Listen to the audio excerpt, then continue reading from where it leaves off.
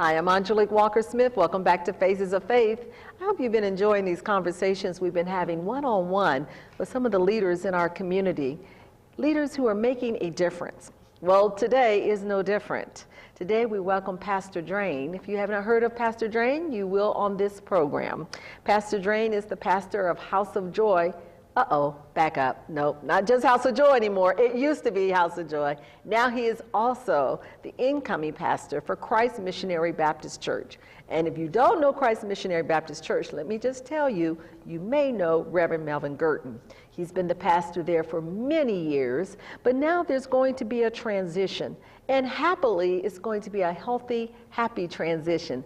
These two pastors are working together with two different congregations to make a joint statement for unity together in the new Christ Missionary Baptist Church with House of Joy. So without further ado, let me bring in Reverend Drane. How are you doing, Pastor? I'm doing wonderful, and it's an honor to be here with you today. You're very kind. Thank you. Thank you. So, okay, let's learn a little bit about you first. We always want to know who we're talking to before we get to some of the issues. Who are you, and where did you come from? Are you from Indianapolis, and where did the Lord call you to this great work?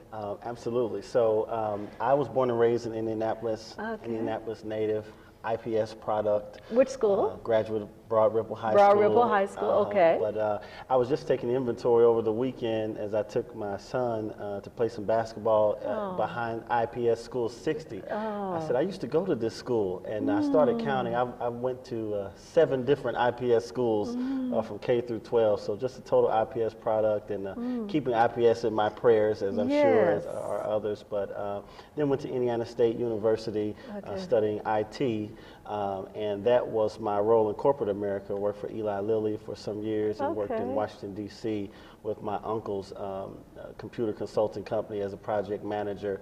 But ultimately returned to Indianapolis and received a bachelor's degree from Crossroads Bible College. Accepted a call to ministry in 2002 at the church where I was born and raised, New Baptist Church, under the leadership of Dr. James A. Williams, who recently retired.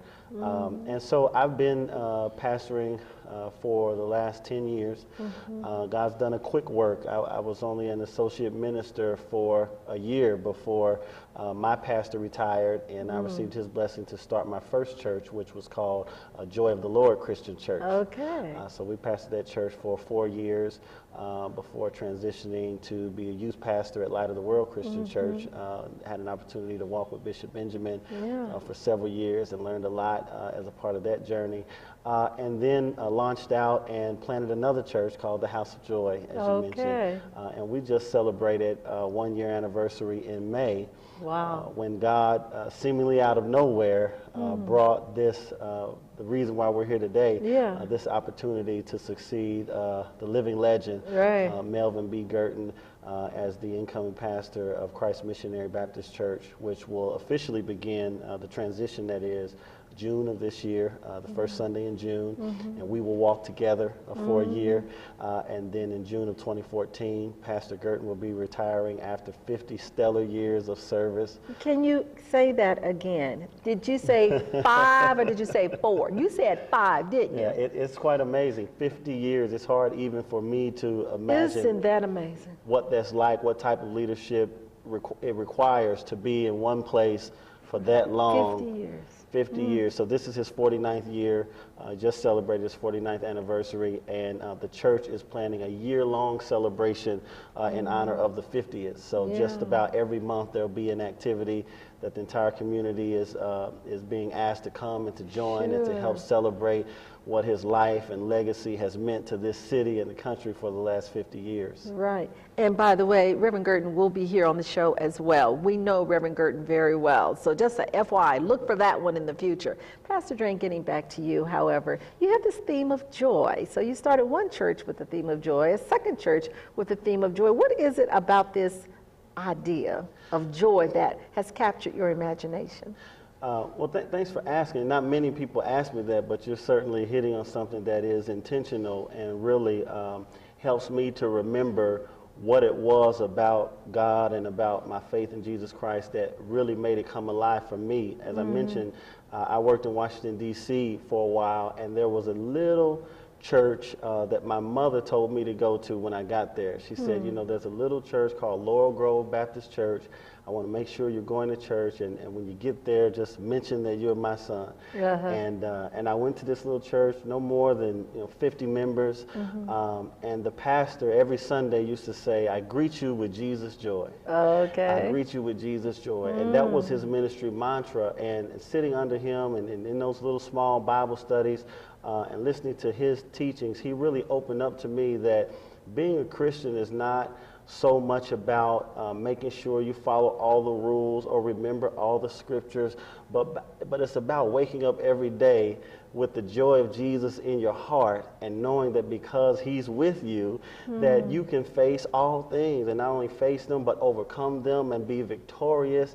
And so I never forgot that, and that's where, I was saved at 12 years old, but at 22 years old, when I realized that this relationship was a cause for rejoicing every day, is when it really became real. It's when God actually called me to the ministry after I got that revelation. And so I just wanted to share that with people, share the joy, share the joy. And I feel like, my life is worth living if I can, at the end of the day, say that I shared this joy with someone, gave them a reason to smile and to be glad in the midst of their troubles. And it's worked well for me. We've grown, 2 churches based on that premise, with largely unchurched people and underchurched people, greener than grass, coming in, starting on the back row, working their way up to a deacon or a minister. And so it's, we have this saying, and you've heard it before, this joy I have, the world can't take it. Oh, sure. It's a classic. Yeah. And so when it's just amazing for me to see that moment of reckoning in people's eyes when they realize that they do have a joy from above, and that with that they can make it through anything that this earth or the devil or anything else throws at them. Well, now, this is a very interesting observation, and I appreciate it very much. What is the difference for you between joy and happiness? The world speaks of happiness all the time, and sometimes it seems to be so easily associated with material things. What is your take on the difference between happiness and joy, just very quickly? Well, I think that joy makes you happy, but happiness doesn't give you joy. Because, as we said, happiness can be a very temporal thing, because the cause can be material. It can be, it's my birthday today, I'm happy. But then tomorrow it's back to real life. Or I got a new job today, I'm happy. But then as the responsibilities of that job begin to get on me, then I lose that happiness. But joy, again, is something that I believe is God-given. And once you know that God gave it to you, you didn't deserve it, but he gave it to you anyway, then it kind of supersedes that low-level happiness and gives you a reason to smile, even when the reason why you're happy fades away. Right. And joy is, it can sustain you through struggle, can it not? Absolutely. And you've heard the saying, joy cometh in the morning. Exactly. So I like to think about God's brand new mercies every day. And so it just gives you something to look forward to, even in the midst of your struggles, that you know that God is still producing a reason for you to be excited. And oftentimes I start my services by saying, I want to give you 5 reasons why you ought to have joy this morning. He woke you up this morning. He woke you up this morning. He woke you up this morning. He woke you up this morning. And if you say that enough, then you realize that you really don't need a whole lot of extra superficial reasons to be excited about this relationship with Jesus Christ. He loved you. He died for you, and in you he lives. He's with you every day. And as you're smiling today, just thinking about it, I don't think we spend enough time just thinking about what he's done at a high level. And we get so things we take up. for granted. Absolutely. Right. Well, let's go to this point of where you are in your ministry. I'm so glad you explained this more about joy. I think this is very important. But anyway, getting back to this, I don't know, do you want to say merger or not? But anyway, this unity, this moment of unity, can we, maybe we use it that way, from your church to this church. What does it mean, and what will it look like very quickly? We're coming to an end of our time already. I can't even believe it. But say a little bit about that. What is this unity? Well, unity is a word that God gave me, and I think it's one that Pastor Gurdon has locked into as well.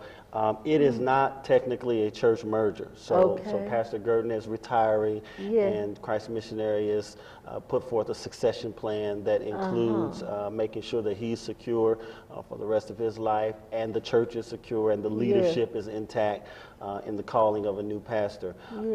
But as you know, and as they realize, I'm currently pastoring a church. It can't be the will of God for me to scatter the members that have come to call me pastor, that I've come to know and love. And so I've encouraged my members to join Christ Missionary Baptist Church, to remain under my leadership, and to believe, God, that this can be a place of greater joy, and that using our combined gifts and talents, we can reap a harvest beyond imagination. And they have grabbed onto that vision. And if they hadn't, it would have been nearly impossible for me to accept the call. But because my board unanimously released and gave me their blessing to accept this call, the church unanimously said, we support you in this and we'll be there day one.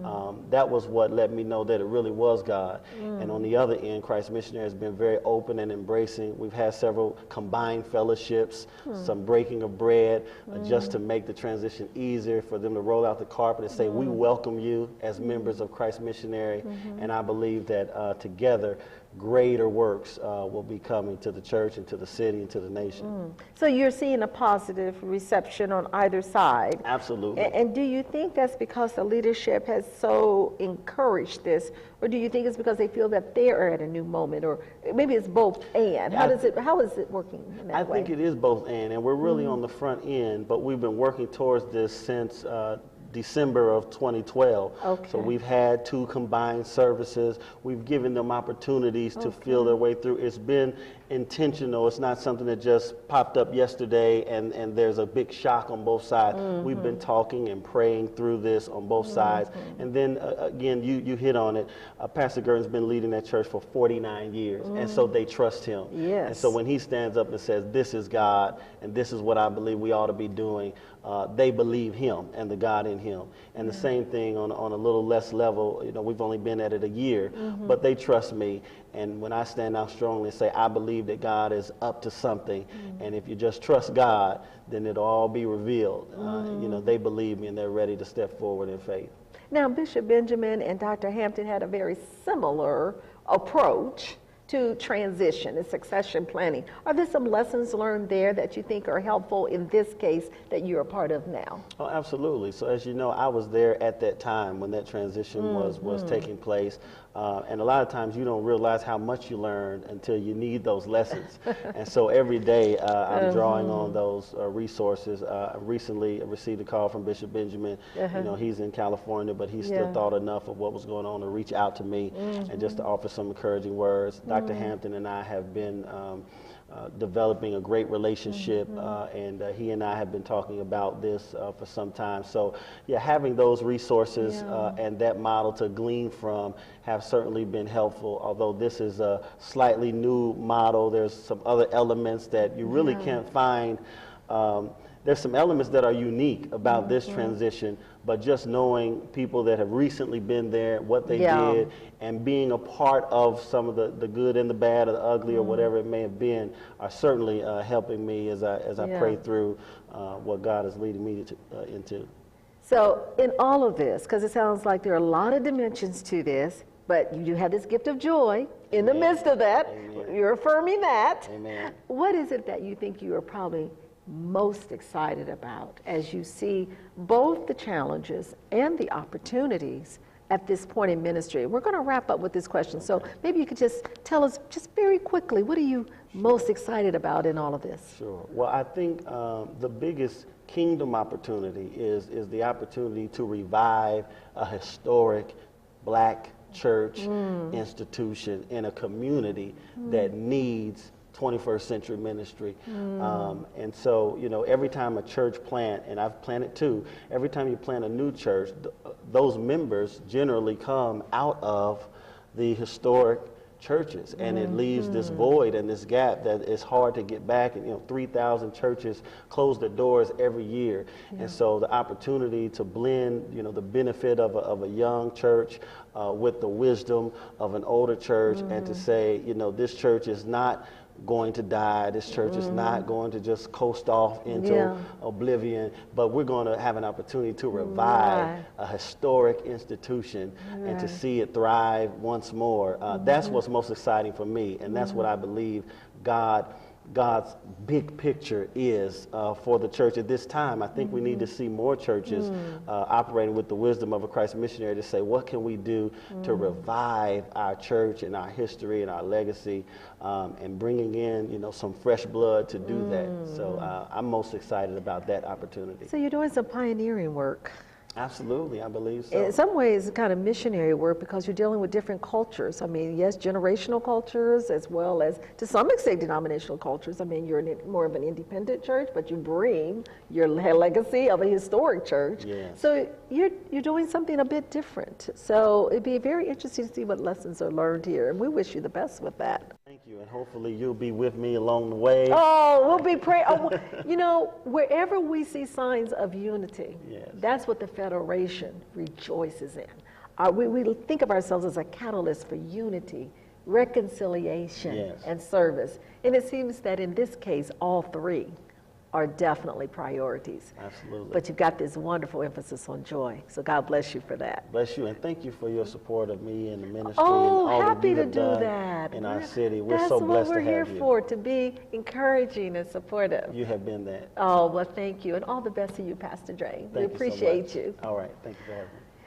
Thank you for joining us at Faces of Faith. And please remember, yes, Reverend Gerton will be here too, Lord willing, because Pastor Drane is going to arrange this. Absolutely. But we certainly wish this new generation of thinking about what it means to be the church, young and old coming alongside together, partners across these lines that have divided us, coming together to witness for that which is God-centered, God-fearing for the future of our community. Thank you again, Pastor Drane. You're welcome. Thank you. And thank you for joining us on Faces of Faith. We'll see you the next time.